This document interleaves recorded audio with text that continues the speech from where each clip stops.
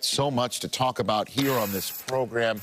I think even with Brock Bowers doing what he did for the Raiders and what Bo Nix has done for the Broncos, I think it's safe to say on Thursday of Super Bowl week and NFL Honors Night, we're going to hear Jayden Daniels announced as the Offensive Rookie of the Year, with all due respect to Ladd McConkey and so many other terrific rookies. We're wondering how far Jayden Daniels can take this Commanders team, starting, obviously, in Tampa on Sunday night. Steve Mariucci. Yeah, he can take them pretty darn far. I mean, all the way to New Orleans. This team, wow. I'm not saying they're going to, but if things fall right, this is a 12-win team with a rookie quarterback, people. Think about that, all right? The other thing that's really hard to fathom for me as a coach is, see, football is a situational kind of thing, isn't it? And the situations that the Washington Commanders are very good at. Red zone with a rookie quarterback, they're sixth best in the league, Kurt, where it requires the most precision down there with the passes and accuracy and decision-making is off the charts, okay? And, of course, he uses his legs. The other thing he's great at, third downs. Are you kidding me? For a rookie quarterback, when you get all kinds of nickel and dime blitzes and different coverages and all kinds of things you've never seen before, for him to excel and sixth best at it in the league is incredible. They just beat the Eagles in Week 16. Look out. They've played some of these playoff teams already and had one-possession games. Keep in mind, their pass defense is third best in the league. This is a dangerous football team.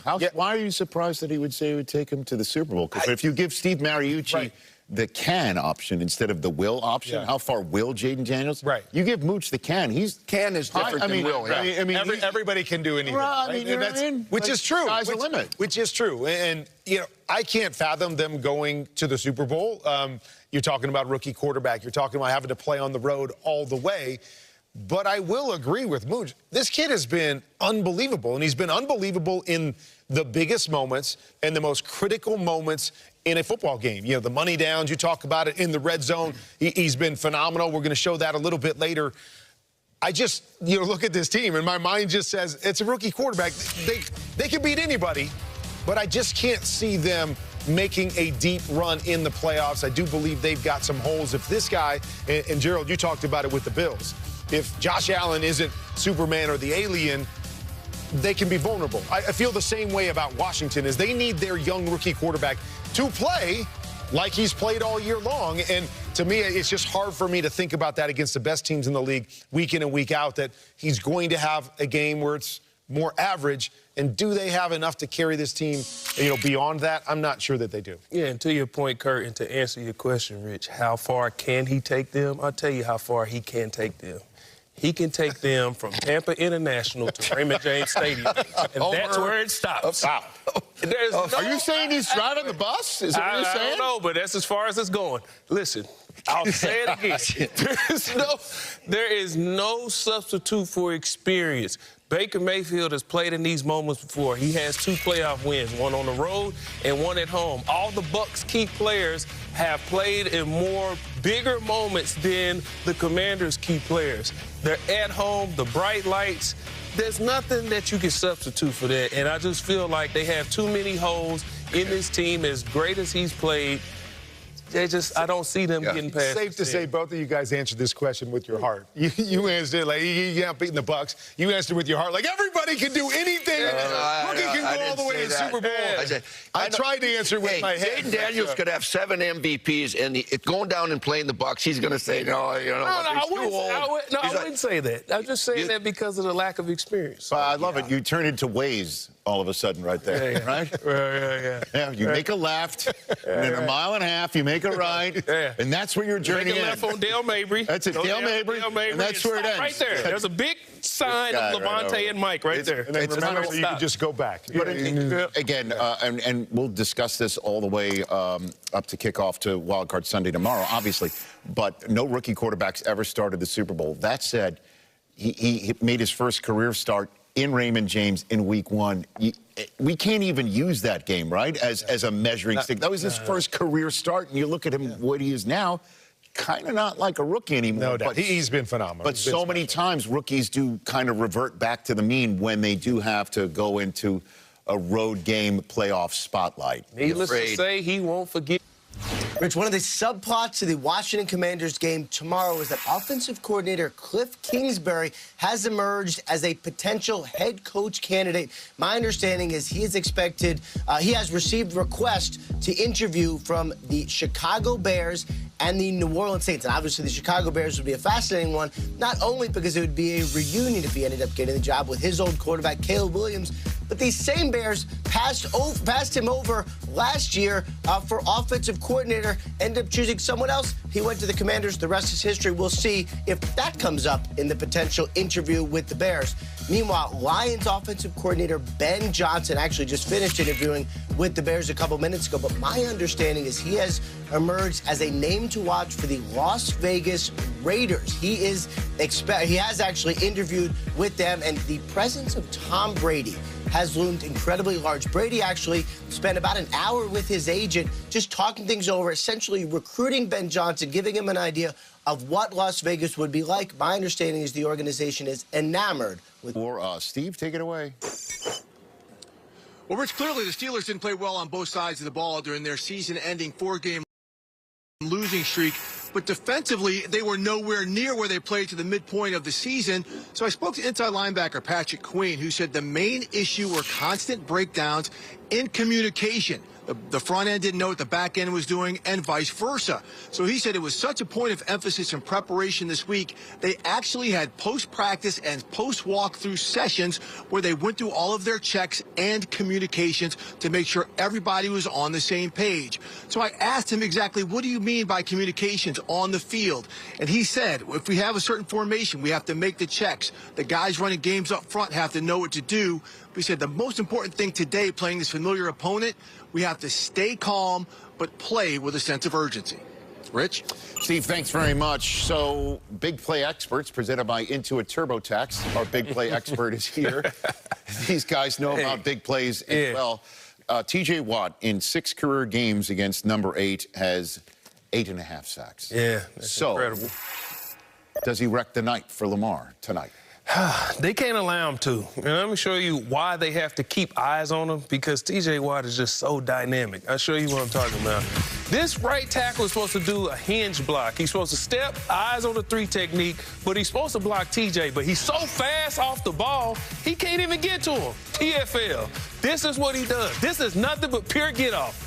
The tackle can't even get there. Get around the corner on the quarterback right now. Now, he and his brother made this move famous. It's called a ghost technique.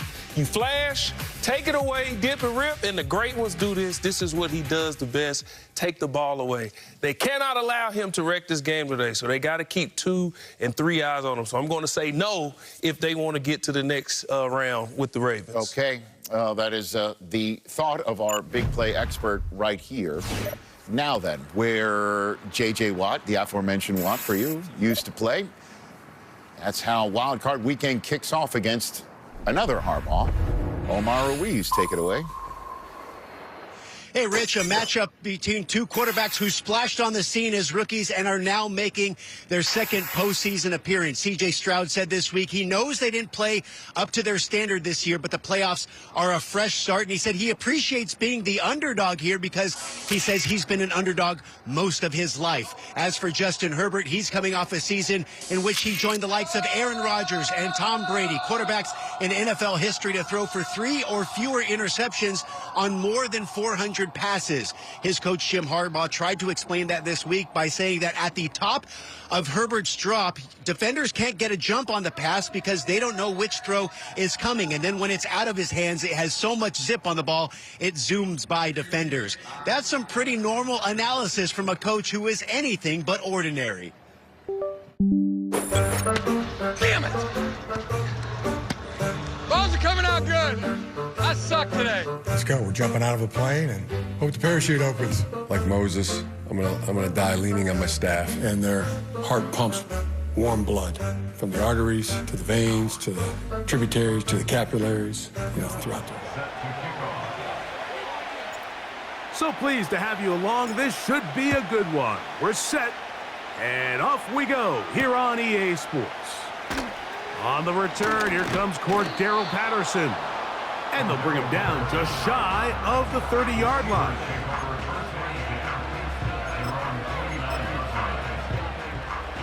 So they come to the line for first down and 10.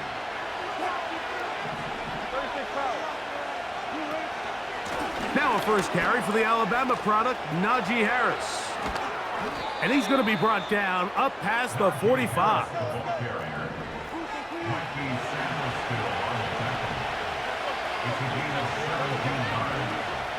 On first down, right back to Harris.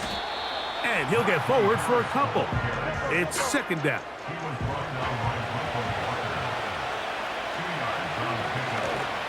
They'll give it to Harris again. And they're going to work this down inside the 45.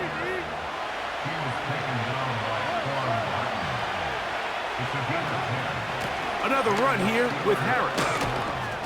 And he'll work forward for about 3. It's second down.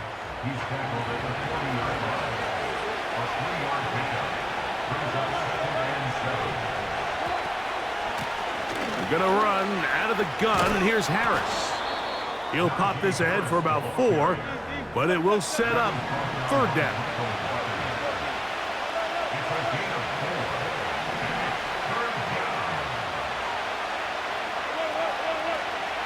Out of the gun, here's Russ. That is caught! And he will get into the end zone. Calvin Austin. Touchdown, Steelers. Chris Boswell on for the point after. It's up and good. And the Steelers will take a 7-0 lead. Boswell now following the touchdown. Back out to kick this one off. This kick is fielded in the end zone, but no move to bring it out. It's touchback, and that ball will come out to the 30-yard line.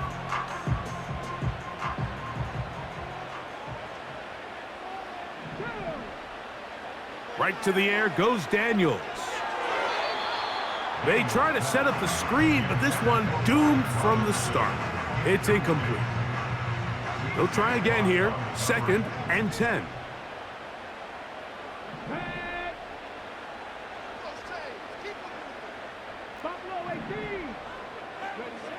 Operating from the gun, it's Daniels. And that's going to be incomplete. Coverage was good that time. The contact jarring the ball loose and forcing third down. With McCaffrey, the intended receiver. Now it's going to be third down.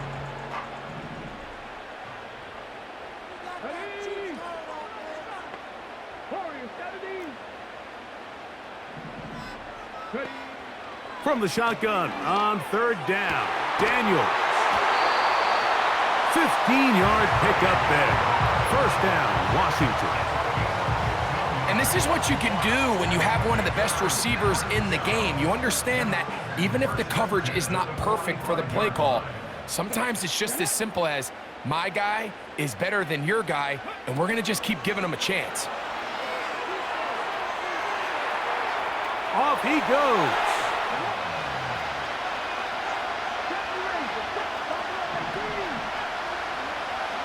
Now on third and forever, he'll look to throw. Slings this deep from McLaurin. And he bats it away, and it falls down incomplete. Trying to get something positive to happen here before the break, and they sure need it. They went for the big one, but it winds up incomplete.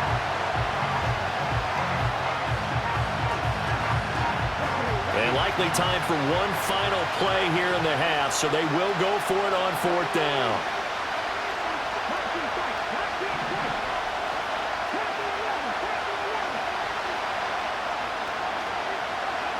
A final shot before break.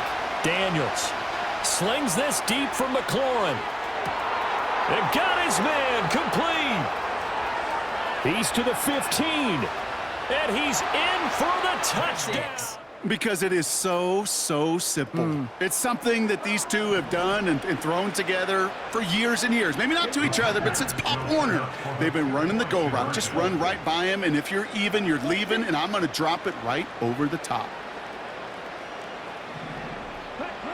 Now to throw. And the conversion is no good as that pass falls incomplete.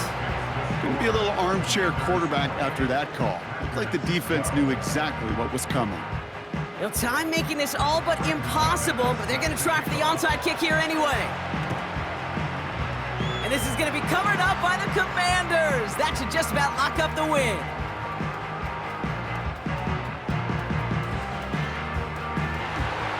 And Washington finishes the return to the end zone. Touchdown! The Commanders picked up the fumble and ran it home. He gets it to go, and the Commanders will move out to a 14-7 lead.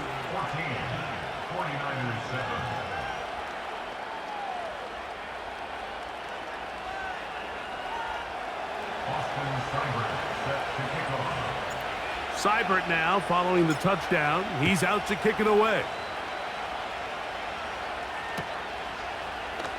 And we'll see a return here from his own end zone. Not much on the return. They'll stop him at the 17.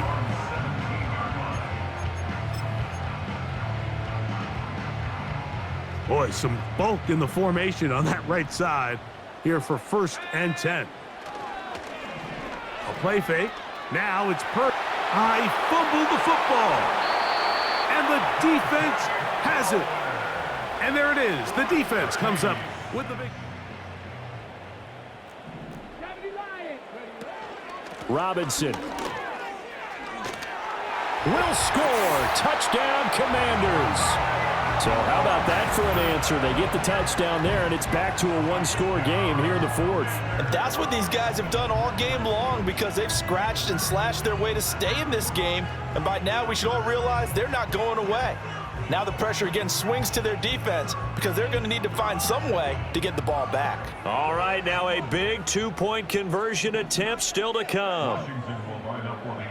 Daniel's going to try and throw for it. And it's intercepted at the goal line. Oh, no, he lost the football. And he will get into the end zone, and a two-point conversion will cut this down to a 6-point game. Here's Eckler. And he's brought down for a loss. The Commanders in the hurry-up. They're hustling for the line.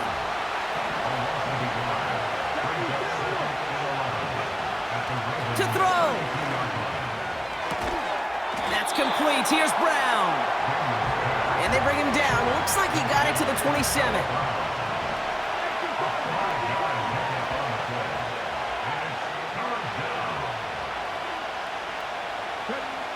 Here he is to throw. Someone got a piece of that downfield throw, but it is caught anyway. And that's a Washington touchdown. So there's part one, Brock. They get the touchdown that they desperately needed. Now, you'd imagine, comes a try for 2. Yeah, and this might be just as tough as to go get that touchdown they just did, because, well, they work on two-point conversions, but they're difficult.